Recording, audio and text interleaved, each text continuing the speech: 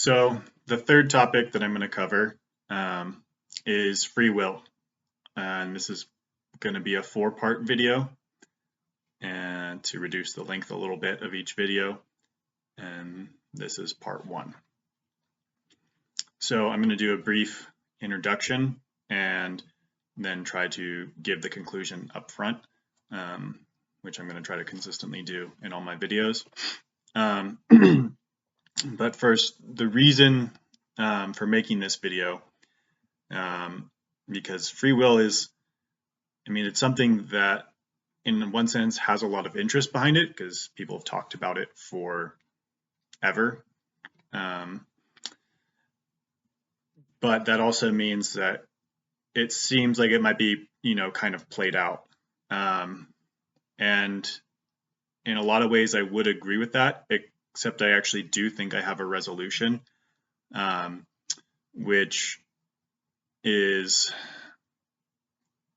not saying, hey, everyone needs to come over to this one camp or the other camp. That, that wouldn't work no matter how good your argument was. If you're like, well, it's either free will or determinism. People want one or the other, and the resolution is ultimately going to be like, these terms are what is confusing us and creating the division, which is a pretty common resolution to many things. So it's maybe not that surprising that that might exist. Anyhow, the first reason that actually came up for me for making this video is that in my book, my most recent book, there was a section where I could have addressed free will, and it was just going to be too long. And I said, okay, well, I actually already talked about this in my first book, so go see that discussion if this seems relevant to you. Then in looking back at that discussion in the first book, it is good, but it's really very technical, and a lot of people would say like speculative. So it's less absorbable and less effective as like, here's an overview, here's a complete synopsis of free will.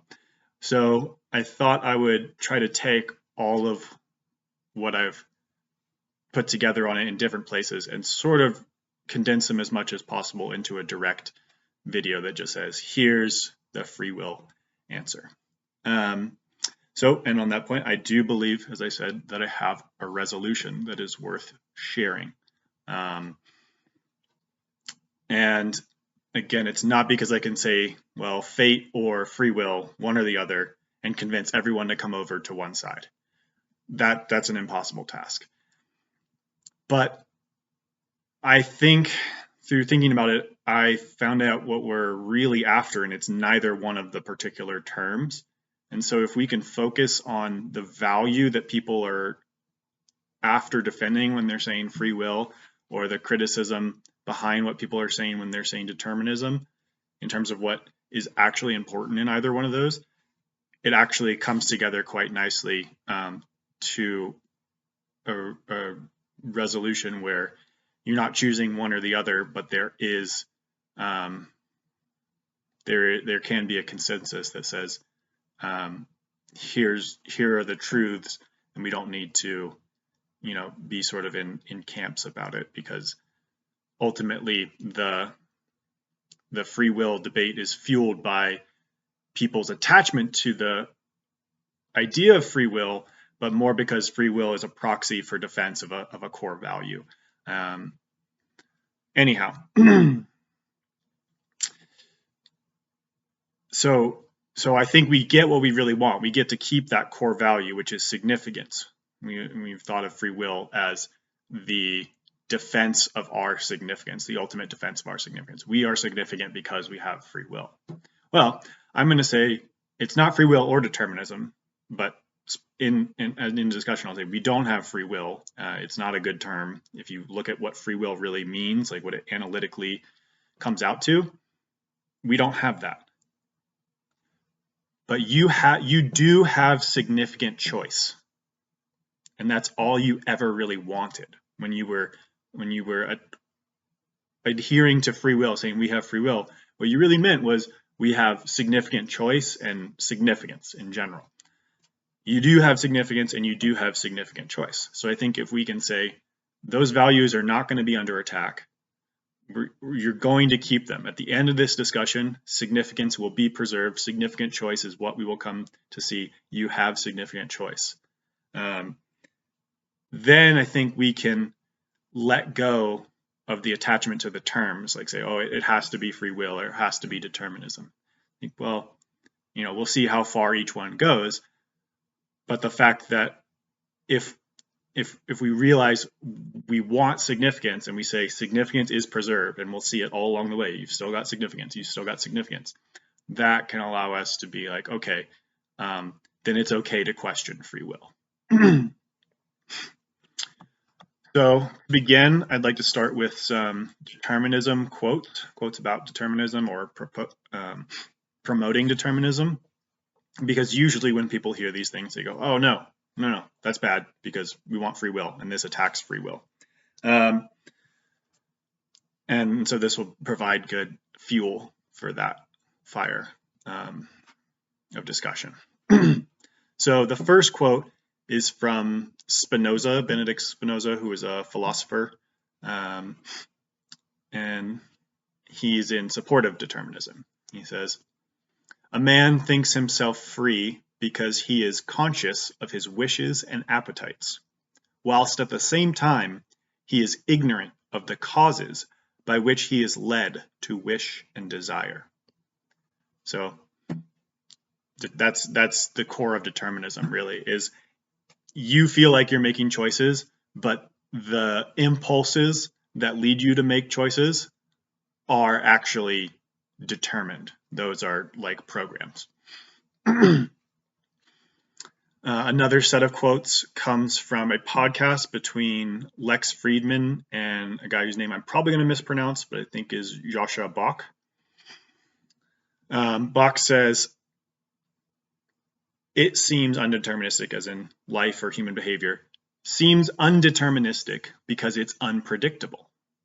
Now there he's saying determinism is real, but he's using the debate between determinism and undeterminism. He's actually equating free will in the traditional sense with undeterminism, taking that as a better explanatory term. It seems undeterministic, it seems like free will, because it's unpredictable. And then later he says, however, as much as people want to believe in free will, automatic behavior, or determinism, within a system of too many parts to count is the better explanation. So determinism within a highly complex system. He uses the term too many parts to count because he doesn't believe it's actually infinite. I don't agree with that, but those are his words. So the next quote is from Leibniz, who, if I remember correctly, he does support determinism, but this quote is about determinism, but it's also about how determinism isn't really as threatening as it seems. And so I really like this quote from Leibniz. "But perhaps it is certain from all eternity that I shall sin. Answer this question yourself. Perhaps not. And without considering what you cannot know and what can give you no light, act according to your duty, which you do know." So Leibniz was a philosopher and mathematician, and one of the inventors of calculus, alongside Newton. So he's saying, yeah, determinism, but this whole question of, oh no, if I'm determined, then what's going to happen tomorrow is inevitable, and if I'm screwed, I'm screwed. He says, well, you're just wrapping yourself up in anxiety about that. The only real question is, what are you doing in this moment? So we'll come back to most of these quotes throughout the discussion. The last one is just from a religious-oriented song, and it's sort of a trope in religions. "My fate was decided so long ago." Right? That's fate. That's determinism. It's already decided. It's already known. And when people hear that, they think, oh no, essentially what they really think is my significance is going away if that's true. But people say, oh no, then I don't have free will, because we've been using free will as a proxy for significance. But I don't agree with that quote. I do believe in God. I like religion, but I think the statement, "My fate was decided so long ago," is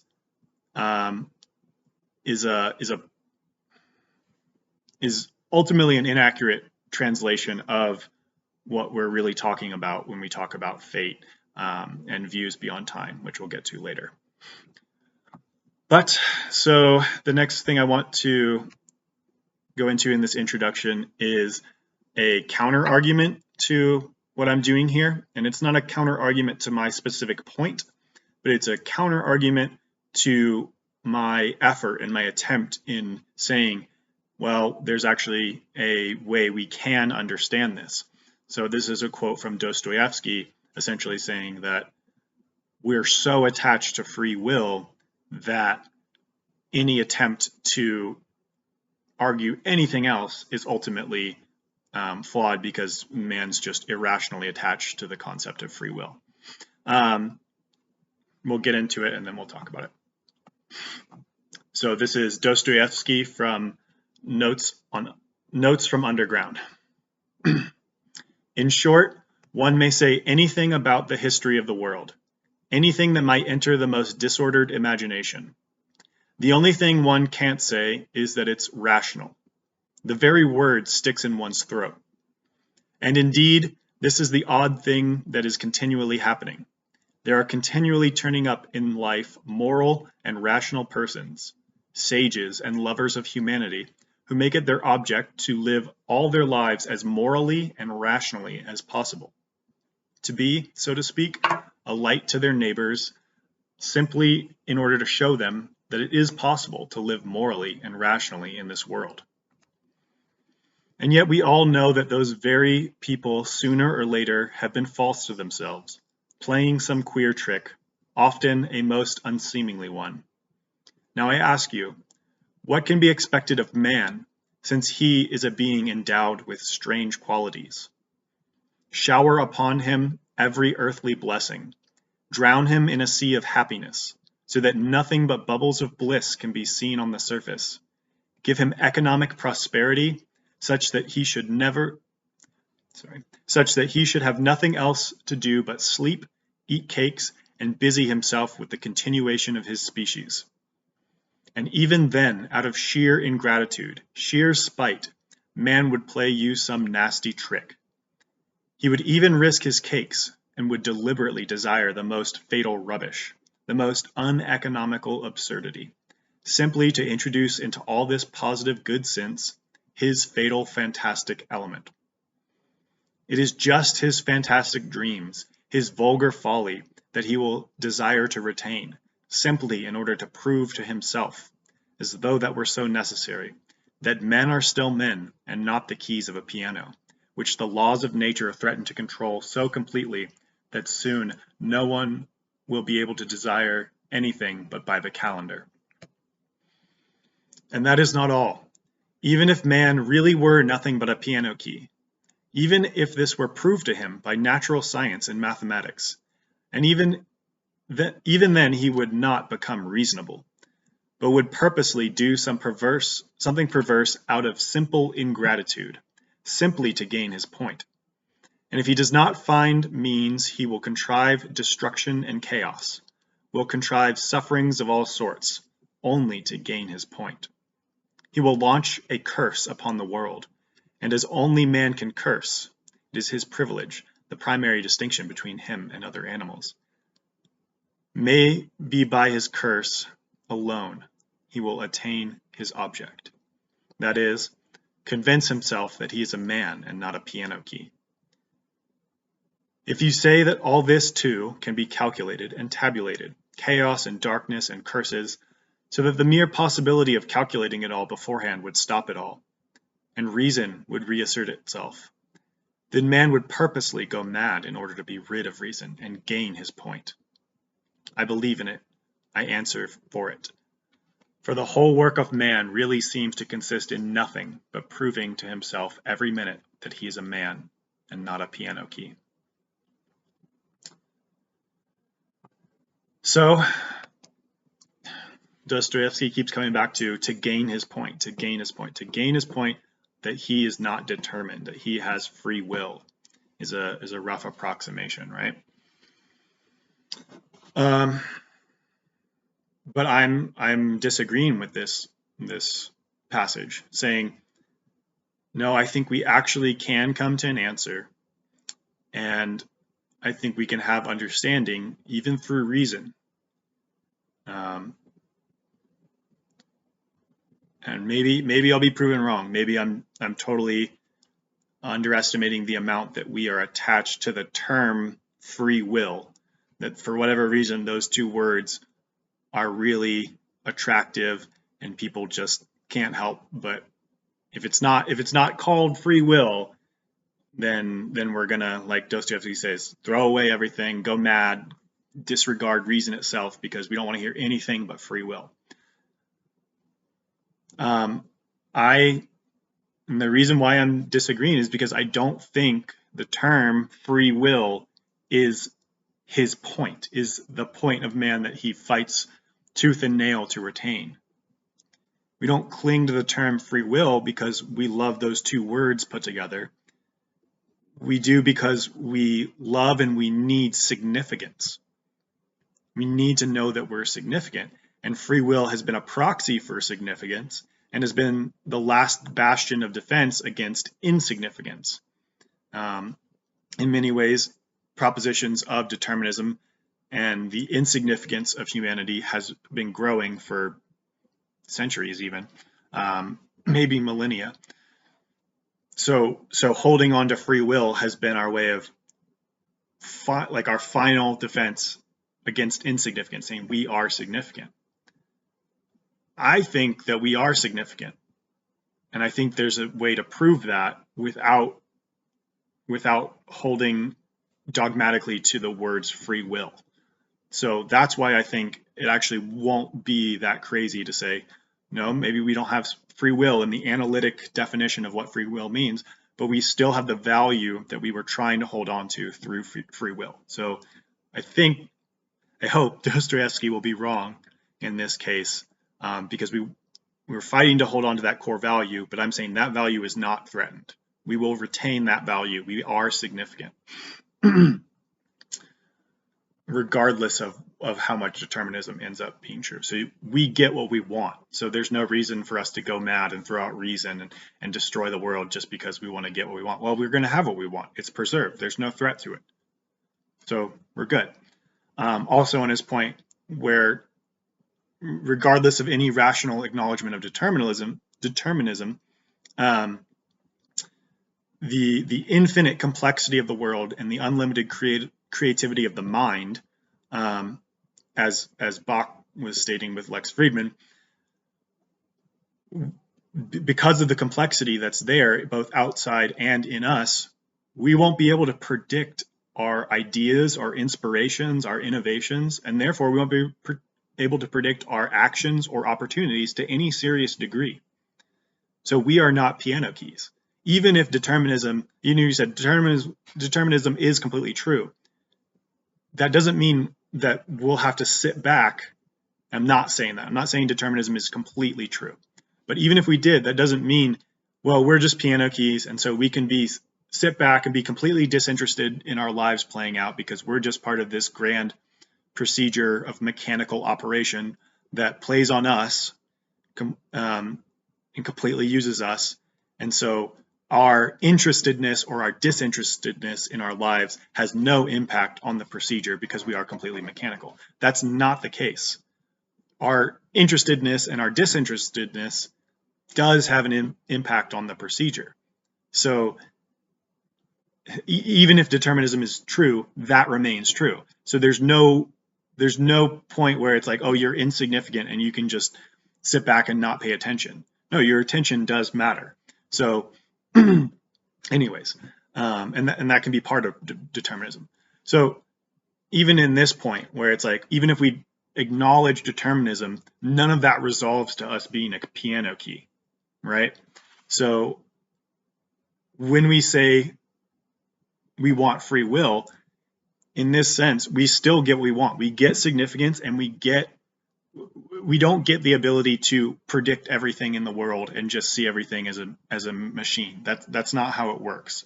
So you're not a piano key. You're never going to see yourself as a piano key. Your investment in your life is absolutely effective, even within determinism, and therefore you have significant choice. Your choices and your efforts are significant, and your life is significant. None of that is threatened by acknowledging any proportion of determinism. So we get what we want, our values are preserved, so we're not like in the threat of drowning in this ocean of determinism destroying our significance, and we have to hold on to the life jacket of free will as hard as we can. Nope, there's no threat of us not being significant. So free will, not free will, determinism, not determinism, we are significant. We have significant choice. That's what we wanted, and that's what we're going to see that we definitely have. So let's just step back from the terms free will and determinism and relax about it, because it's not that big a deal which one or the other comes to fruition, because it's not threatening actually a core value like we thought it was. Anyways, last point on the introduction, I'm saying that our lives are significant and our choices are significant because they affect our lives and affect the world. Now, that's a point that's contended in modern society and modern philosophy, that whether we are significant or not, completely separate from determinism. Not at all in the argument of free will versus determinism. Some people will just say life is insignificant. Now, that discussion would take an entire book to explore, and so I can't insert it here in the video. Fortunately, I wrote this book, Purpose in Form, the Necessary Basis of All Ethics. You can get it on Amazon, and part of it, it's not completely about the significance question, but a good chunk of it is, and it answers the question of we are significant. We can see that we're significant, even rationally, analytically, disinterestedly. So if you're bothered or troubled by the questions about significance itself, whether life is significant, again, check out my book. And if you're open to maybe that's not the case, it comes to a positive resolution about significance and even addresses the questions of like, well, isn't that just what you want to hear? All that stuff. So if you're interested in that, and if that's going to bother you beyond the discussion of free will, then that's where you go for that argument.